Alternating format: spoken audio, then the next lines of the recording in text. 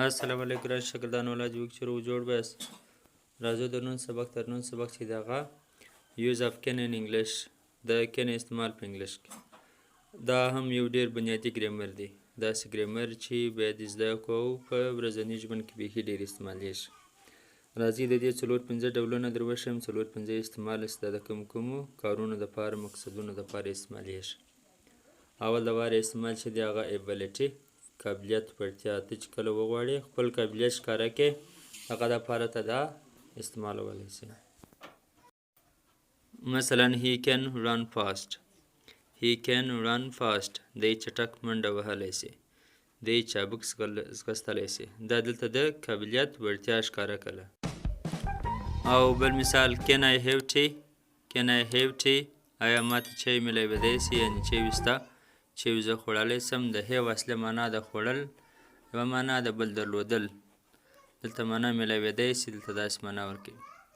پرمیشن اجازه دپاره دا استعمالیږي can I go now آیا زه اوس تللی سمه افر د وړاندیز چاته د یو شي وړاندیز کوه هغه دپاره دا استعمالیږي can I help you آیا زه ستاسو مرسته کولی سم یا ستا مرسته کولی سم I cannot start my car زه موټر نسم چلانولی پیسیو اف کین د کین پیسیو په پیسیو کې دا څنګه استعمالولی سو he cannot be helped د ده سره مرسته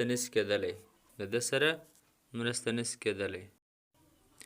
can you solve my one آیا ته زما یوه ستونزه را حل کولی سې آیا ته زما یو مشکل حل کولی سې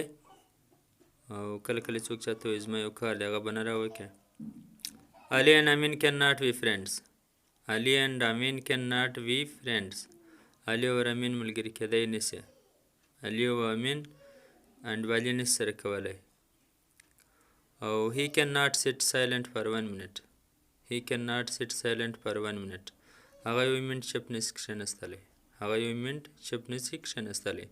دغه چا په باره کې ویل کېږي چې ډېرې خبرې کوي خبرې ډېرې خوښي مننه دا زموږ سبق الله حافظ